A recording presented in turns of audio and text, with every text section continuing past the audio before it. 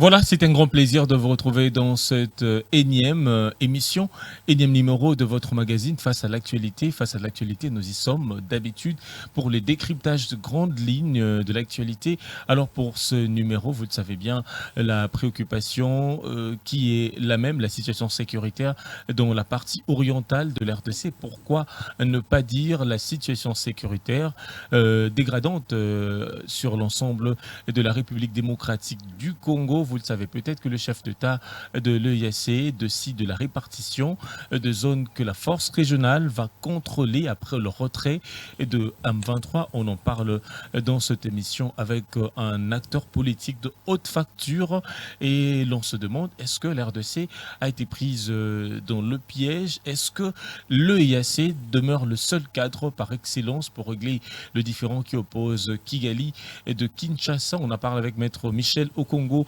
Lomena, président national du parti politique Unité des Valeurs. Maître Michel Okongo Lomena, bonsoir et bienvenue. Bonsoir Lionel et merci de m'avoir invité. Alors vous allez bien tenir les micros. Oui, voilà. Je disais bonsoir et merci de m'avoir invité aujourd'hui. Encore, on vous a retrouvé dans Face à l'actualité après une très belle émission qui a été tant suivie. On en revient sur le même sujet parce que la question sécuritaire préoccupe tout le Congolais, les Congolais lambda, les acteurs politiques, tout, même ceux qui vendent ou le maman commerçante, parce que s'il n'y a pas de sécurité, il n'y a pas de paix. Alors, on en parle, donc je vais demander à la régie, l'ingénieur Patou Sita qui va nous balancer cette image de la répartition de zones et que va contrôler la force régionale après le retrait et d'M23 selon cette répartition de chef d'état-major, comme vous voyez à travers les images. Le Burundi qui va occuper Sake, Kilo Riwe et Kichanga, le Sud-Soudan et le Kenya qui vont occuper Rumagabo. Le Kenya va occuper Kibumba, Tongo, Buiza et Kishiche. Et puis l'Ouganda qui va occuper Bunagana, Kiwanja et Mabega. Donc on en parle dans cette émission avec Maître Michel Okongo Lomena, comme je le dis. Alors Maître Michel Okongo, d'abord votre réaction par rapport à cette répartition de chef d'État de l'EIAC ou la force régionale qui va occuper le zone d'où vont se retirer le rebelle M23. C'est une trahison. Nous avons trahi les Congos. Disons, ceux qui sont au pouvoir ont trahi les Congos. Cette histoire était prévisible. Ça fait longtemps que nous avons parlé de la balkanisation. Et l'autre fois, ici, dans cette émission, nous avions fait une démonstration pour savoir l'origine de ce complot, de cette crise qui est en fait un complot international. Pas la peine d'y revenir, mais au stade où nous en sommes aujourd'hui, nous sommes arrivés à une phase où on est en train d'appliquer la politique, la balkanisation dans notre pays. Vous savez, nous avons parlé du traité. Les traités de l'EAC. L'EAC, aujourd'hui, c'est l'article 4 qui est en train d'être appliqué. Est-ce que la régie est disponible avec ce traité? Est-ce que la régie a déjà récupéré cette image? L'article 4 du traité, on me fait signe que pas encore. On va continuer et puis demander les traités par après, oui. Voilà. Et le peuple congolais doit être sévère parce qu'on ne joue pas, on ne badine pas avec la souveraineté. Notre souveraineté est en train d'être confisquée, arrachée par certains pays dont on connaît choses, l'air visée expansionniste. Parce que je parle du Rwanda aujourd'hui, qui associe d'autres pays d'origine Tutsi. Aujourd'hui, la finalité, c'est quoi? Le Rwanda veut réaliser son rêve fou, qui est celui de mettre en place ce qu'on a toujours parlé, l'empire Huima-Tutsi. Mais je reste attentif, les pays de la sous-région, et que cette aventure rwandaise risque de toucher la plupart des pays qui entourent la RDC. Donc, levons les yeux et levons-nous pour voir ce qui se passe et combattre aujourd'hui cette ruée vers notre territoire. Nous risquons de perdre la partie Est. Et ce serait, après avoir perdu la partie Est, et non, bien sûr, c'est tout le Congo qui sera menacé. Alors, vous avez dit tantôt que les conflits qui opposent Kinshasa de Kigali pourraient entraîner de conséquences néfastes autour de pays, donc sur l'ensemble de pays qui sont aux alentours de la République démocratique du Congo. Raison pour laquelle ce pays africain se sont réunis au sein de cette communauté qu'on appelle l'EAC pour essayer d'apaiser, d'atténuer ce qui se passe entre les deux parties. Est-ce qu'aujourd'hui, Félix Tshisekedi peut vraiment compter sur l'EAC dans ce différend qui oppose Kinshasa de Kigali? Je n'aimerais pas revenir sur ce que j'avais dit. J'ai parlé de l'origine du conflit, de ce que nous subissons aujourd'hui. Ça passe par les Américains qui en sont à la base. J'avais fait la démonstration. Et même dans les mémorandums que nous venons de publier, j'ai repris tout cela. Maintenant, vous voyez que chacun joue sa partition. Les États-Unis, ce qui l'intéresse dans un premier temps, ce sont nos ressources humaines, nos ressources minières, j'en passe.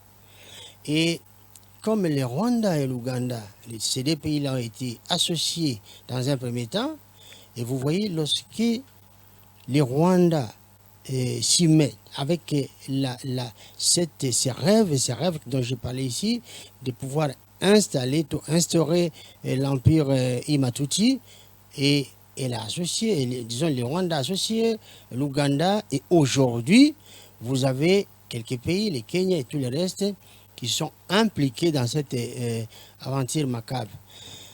Donc, lorsque ces gens-là se retrouvent, ce n'est pas pour parler des intérêts de notre pays. Ils sont là pour décapiter les pays. Non, mais ces gens-là sont nos compères africains. Moi, je parle de la communauté des États d'Afrique de l'Est. Est-ce que nous pouvons aujourd'hui compter sur cette communauté pour résoudre ces différends? Non. Vous savez, l'Afrique, c'est vrai, nous avons plusieurs façades à l'est et à l'ouest. Nous avons des pays qui sont tout autour, qui nous entourent. Mais géographiquement, nous sommes au centre. Nous sommes mieux avec les pays du centre.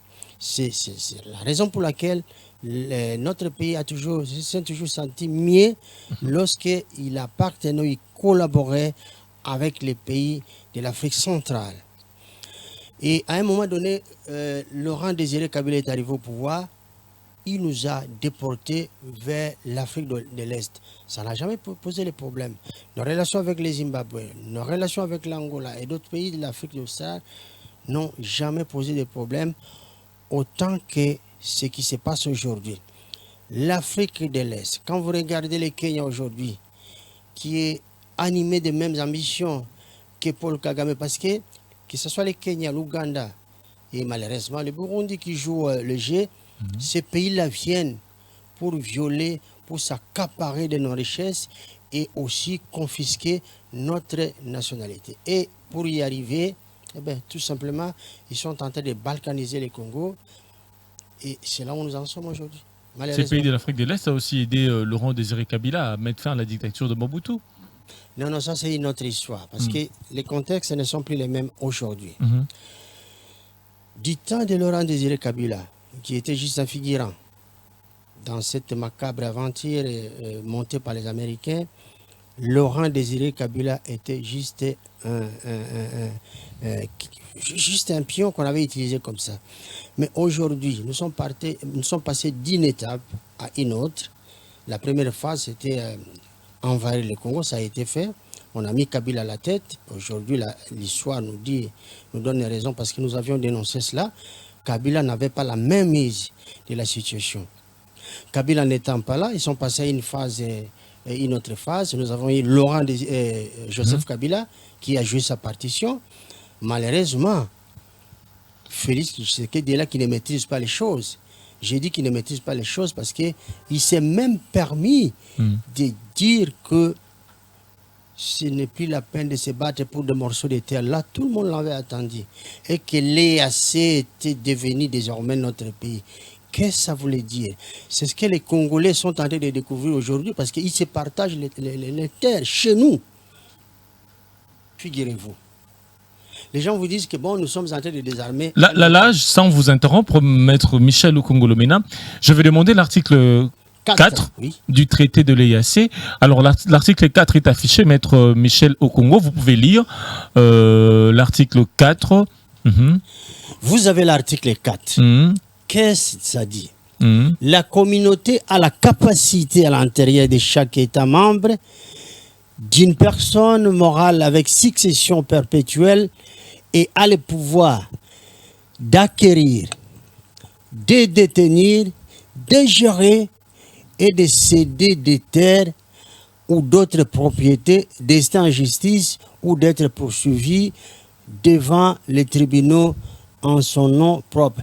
Ce qui nous intéresse aujourd'hui, c'est l'acquisition des terres, la détention des terres, la gestion et la cession des terres. C'est là où nous en sommes. Donc l'EAC aujourd'hui vient acquérir les terres, vient les détenir parce qu'ils y sont déjà, et aujourd'hui c'est la cession c'est la partage. Comment pouvons-nous aujourd'hui maltraiter notre propre souveraineté nationale? Donc nous devons nous lever. L'EAC doit quitter les territoires congolais. Nous devons demander à nos autorités de cesser de dialoguer, parce qu'en dialoguant, nous sommes en train de céder nos terres et d'hypothéquer notre souveraineté. Rien à faire. Parce qu'on ne peut pas se mettre à table avec des gens qui ont des visées claires, où ils viennent pour s'acquérir de nos terres. Et céder là, c'est partager nos terres. Les choses sont claires. Et pourquoi mais ce chemin est fait. Moi, je vais me rabattre au propos de Evariste Ndayishimiye, le Burundais, ici à Kinshasa, qui a dit que cette force régionale va aider les forces armées congolaises à sécuriser le territoire congolais, surtout jusqu'à ce que l'armée congolaise, l'armée régulière soit ragaillardie. C'est juste dans le sens de la sécurisation, raison pour laquelle ils se sont repartis de sorte que le contingent burundais vont s'occuper par exemple d'un territoire donné pour assurer la sécurité, le Kenya et tant d'autres. C'est pas dans les sens là? La charité bien ordonnée commence par soi-même. Je vois mal les petits Burundais aujourd'hui venir nous donner un coup de main. Voyons un peu en termes de puissance, en termes de grandeur, sur le plan militaire. L'effectif de notre armée, c'est plus de 135 000. Plus de 150 000 même. Aujourd'hui, avec les nouveaux recrues. Les Burundis, c'est quoi? C'est 27 000. Et l'Ouganda qui ne compte même pas, puisqu'il est moins de 30 premières armées qu'on a sélectionnées. Vous avez les Kenya, c'est autour de 30 à peu près, 30, 31. Et l'Ouganda, 40 000 personnes effectives. Donc, vous voyez, en termes de grandeur, notre armée figure parmi les grandes armées africaines. De loin supérieur. Vous évaluez l'armée en termes de capacité numérique quand vous parlez des 100 000. Et pourtant, avec ces groupes rebelles, ces terroristes, même l'ONU l'a reconnu, qu'ils ont une logistique sophistiquée, plus que la MONUSCO. Là, c'est notre paire de manches.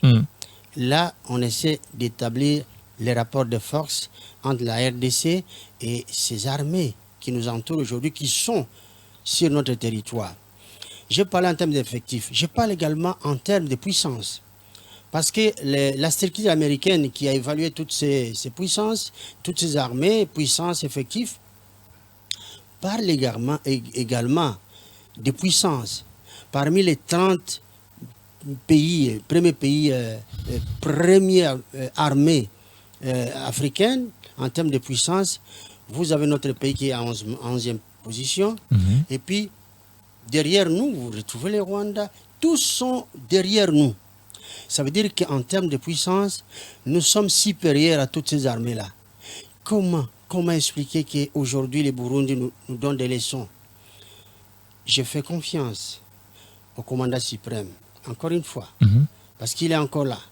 Je fais confiance aux dirigeants de notre armée, mais à condition que les infiltrés soient mis de côté. Parce qu'ils se disent congolais.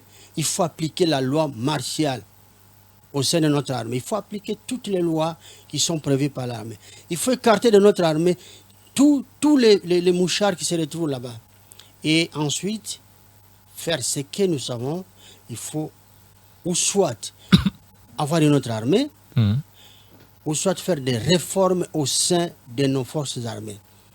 Et ça passe par la volonté de nos dirigeants. Il ne faut pas que quelqu'un puisse venir nous dire ce que nous devons faire, ce que nous savons. Parce qu'à l'époque, notre armée, à l'époque d'Israël, parce qu'on n'a pas perdu ces éléments-là. Les éléments de l'ex-phase sont encore là. Sous Mobutu. Ils font partie intégrale de notre armée.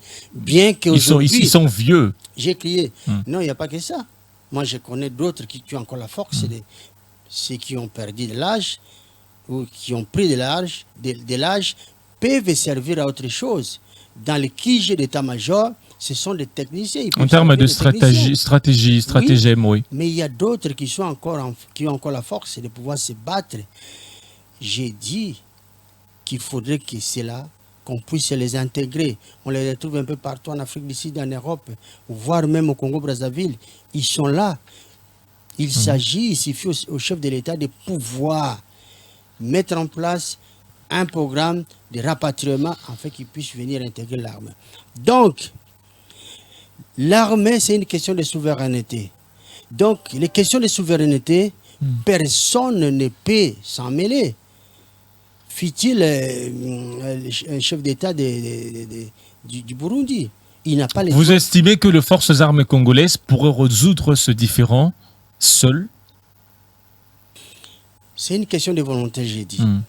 Regardez. Parce que la MONUSCO est là depuis plusieurs années, le problème n'a pas été résolu, et aujourd'hui, c'est une multiplicité des intervenants par rapport à la situation sécuritaire dans la partie orientale de la RDC. La MONUSCO, là, c'est notre paire de manches, parce que nous avons découvert que la MONUSCO, en vérité, la MONUSCO, c'est les bras séculiers de l'armée américaine. La MONUSCO en Afrique, c'est l'équivalent de l'OTAN en Europe. Vous imaginez lorsque le secrétaire général des Nations Unies a fait l'aveu d'échec, imaginez-vous. Les Nations Unies, c'est 187 pays. Pouvez-vous imaginer que 187 pays au monde puissent abdiquer face au petit Rwanda? Et derrière le Rwanda, c'est les États-Unis. Ça, on a démontré. Ça, c'est notre paire de manches. Mais aujourd'hui, nous avons compris que les Congolais doivent prendre leurs propres responsabilités. Parce que personne ne nous vient en aide. Regardez, nous avons des multitudes des ONG ici qui viennent, qui pour la santé, qui pour l'éducation, tout ça. Mais le malheur est là. Ça veut dire qu'ils ne viennent pas faire le travail dont ils prétendent venir faire. Désormais, les Congolais doivent se prendre en charge. Nous devons chercher par tous les moyens à fabriquer les armes conventionnelles made in Congo.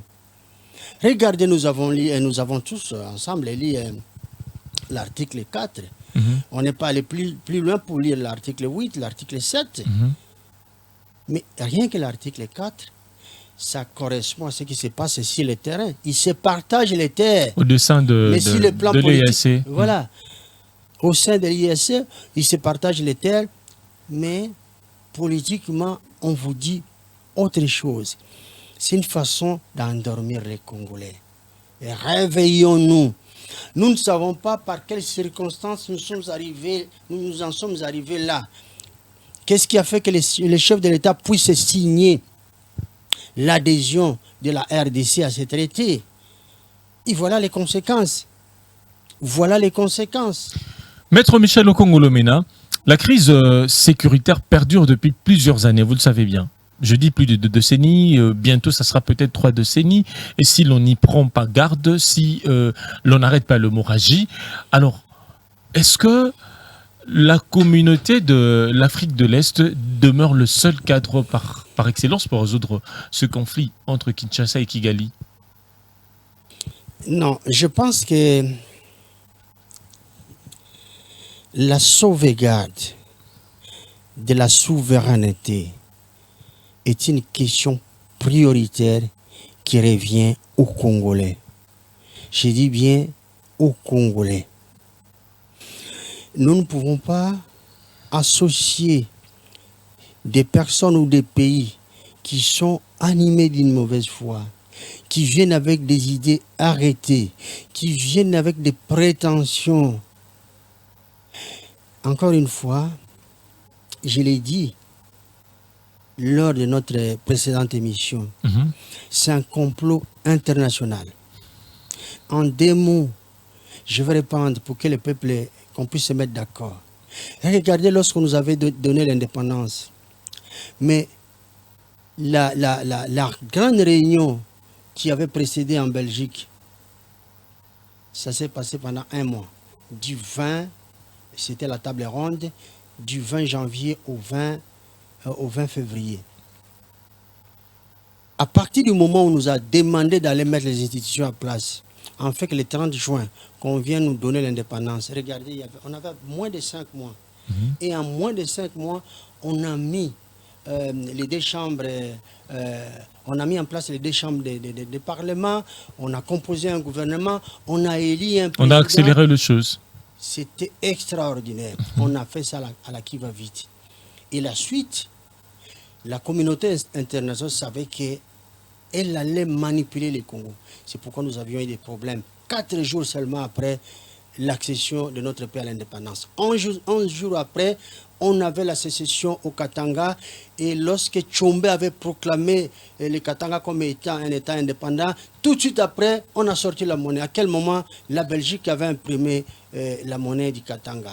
Et la Belgique avait tout de suite après reconnu l'État du Katanga comme étant un État indépendant. Vous voyez comment, la suite, je ne vous le dis pas. Donc la communauté internationale s'arrange à chaque moment de l'histoire de notre pays pour mettre des individus qui leur sont favorables. Mais maintenant, le problème n'est pas de se lancer des flèches entre nous. À un moment donné, nous devons nous arrêter parce que nous comprenons le jeu. Le jeu, c'est d'exposer certaines personnes qu'on a soustraites de la société. C'est comme ça, hein, parce que lorsqu'on vous appuie, on fait en sorte que vous puissiez vous mettre à dos avec votre peuple. Et en ce moment-là, tout le reste commence à tirer sur vous. Donc les pauvres aujourd'hui, nous devons nous regarder droit dans les yeux et arrêter de jouer les jeux de l'ennemi. Mettons-nous ensemble. Si on a mis quelqu'un, ça ne sert à rien de chercher à s'éloigner de la personne qui convainc, ou des dirigeants qui sont au pouvoir. Allons vers eux. Parce que si on le faisait, tant qu'on le fera, mais l'Occident saura toujours comment nous diviser. Nous devons nous mettre ensemble maintenant. Et les bons et les mauvais, mettons-nous ensemble pour avancer. Tant qu'on ne le fera pas, eh bien, nous aurons... Maître Michel Okongolomena, vous semblez protester contre l'adhésion de l'RDC au sein de la communauté de l'Afrique de l'Est. Mais selon le briefing qu'on a suivi dernièrement, le ministre des Affaires étrangères l'a dit. Il a dit quitter cette communauté serait faire un cadeau au Rwanda. Qu'est-ce que vous pensez de cet avis du patron des Affaires étrangères? Non, à un moment donné, Lionel, faut savoir combattre les faits par les faits. Comme dit-on, qui veut la paix prépare la guerre. Est-ce que tout cela, ça ne nous dit rien? Le Rwanda s'est préparé à la guerre, ça fait longtemps. Son objectif, c'était éliminer d'abord Abiyarimana, il avait réussi, et occuper les Congo. Nous avons vu, lorsque Laurent Désiré Kabila les avait chassés les 2 août 1998, ils sont revenus, ils ont fait de l'Est à l'Ouest. Et ils ont atteint la capitale. Ça veut dire que c'est un complot international. Maintenant, nous avons tenté de négocier. Ça n'a jamais marché, vous le savez bien. Est-ce qu'il faut continuer à négocier? Je peux encore comprendre, à un moment donné, le chef de l'État avait dit, ou soit on fait la paix totale, ou la guerre totale. Maintenant, Nous avions eu cette tendance de faire la paix totale. Ça n'a pas marché. Qu'est-ce qui nous reste? Que les peuples répondent. Puisque la paix totale n'a pas marché, qu'est-ce qui nous reste? Est-ce que nos dirigeants ont compris que en faisant la paix, en recourant vers la paix, est-ce qu'ils ont en même temps préparé la guerre? Parce qu'au stade actuel, nous ne pouvons pas continuer à négocier avec des seigneurs de guerre. Vous avez Museveni Kaguta, c'est un seigneur de guerre. Vous avez Paul Kagame, c'est un seigneur de guerre. Ce sont les gens qui ne comprennent que les langages de guerre. Celui qui est au pouvoir aujourd'hui au Kenya, hier il disait qu'il s'est moqué des Congolais. Il disait que ces gens-là, ce qu'ils savent faire, c'est danser à longueur de la journée, boire, même s'il a fait semblant de demander des excuses, mais ça a été dit. Et c'est comme ça qu'on nous voit. C'est ces clichés-là, à travers ces clichés-là qu'on voit les Congolais. Donc on nous prend pour des cons, c'est pourquoi ils viennent occuper nos terres. Mettons-nous ensemble, parce que l'Occident a tout fait pour nous diviser.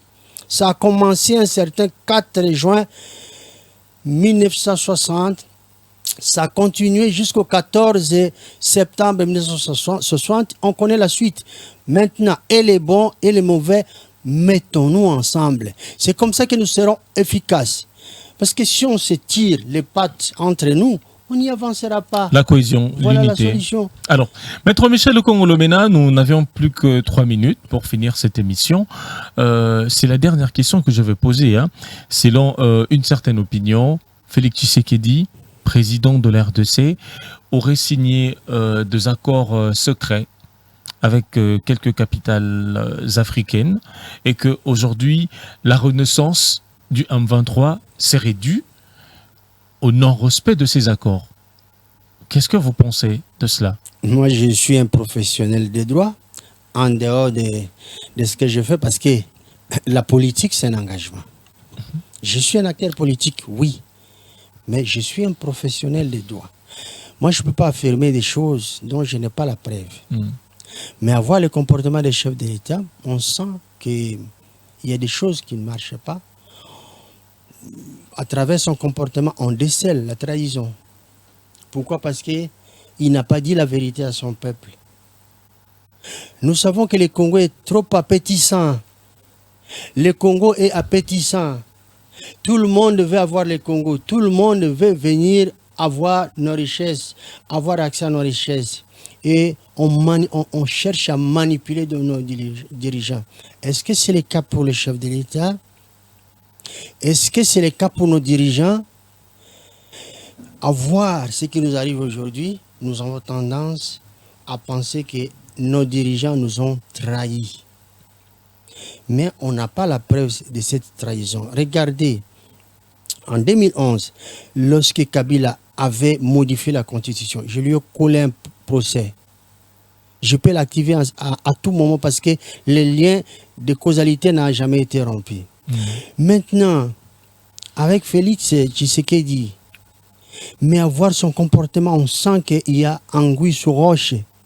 C'est pourquoi nous demandons au chef de l'État de s'exprimer, de parler à son peuple. Parce qu'autrement dit... Il en a déjà parlé. Comment? Il ne veut pas faire la guerre avec le Rwanda. Il condamne le traitement belliqueux de Kigali, vous le savez. Il s'exprime à tout moment par rapport à cela. Les couteaux, on les tient par la manche. Si vous faites le contraire, vous risquez de payer cash. C'est ce que j'ai dit au chef de l'État. Le peuple, c'est comme un couteau. Il faut le tenir par la manche. Si vous faites le contraire, vous payez cash. Le Congo nous appartient à tous. Nous n'avons pas établi, dis-moi pour moi, je n'ai pas établi de camp. Tout ce que j'ai fait, ce sont des actions républicaines pour appeler à la raison. Mais les actions du chef de l'État, les actions du gouvernement n'ont pas de visibilité, n'ont pas de clarté présentement. Qu'on nous dise pourquoi ces forces-là, lorsqu'on a désarmé les M23. N'ont pas de clarté, l'activation de sa diplomatie, des réunions. je n'entre pas trop dans l'action du chef de l'État. Moi, ce qui compte pour moi, ce qui compte pour le peuple congolais, ce sont les résultats. Qu'est-ce que ça produit? La recherche de la paix. Mais qu'est-ce que ça produit? Est-ce que nous avons la paix? Et les choses sont claires. Il a bien dit, ou soit on fait la paix totale, ou soit on fait la guerre totale. C'est lui qui l'avait dit. Mais à partir du moment où, regardez comment les choses ont avancé négativement. Et pour moi, c'est une occasion de saluer nos voyants éléments des forces armées qui sont là en train de se battre. Nous voyons également des résultats. Mais ils sont étouffés parce qu'à un moment, elles ont, notre armée, nos forces armées ont encensé des infiltrés, des traîtres et tout cela. Au sein de l'unité de commandement. Oui. C'est pourquoi j'ai dit au chef de l'État d'avoir un langage clair. Même s'il a parlé, je veux qu'il y ait un langage clair. Aujourd'hui, est-ce que sommes-nous toujours dans la logique d'une paix totale ou est-ce que nous devons basculer dans la logique, malheureusement, parce que moi je ne suis pas un battant en guerre, est-ce que devons-nous basculer à la logique d'une guerre totale? Parce qu'il faut des mieux. Faute des miens, nous sommes occupés. La guerre se prépare aussi. Oui, mais ça se prépare, mais pas au dernier moment. Est-ce que ne voyons-nous pas que nous sommes agressés? Nos services de renseignement n'ont-ils pas lancé des alertes? Parce que c'est leur travail, que je salue d'ailleurs.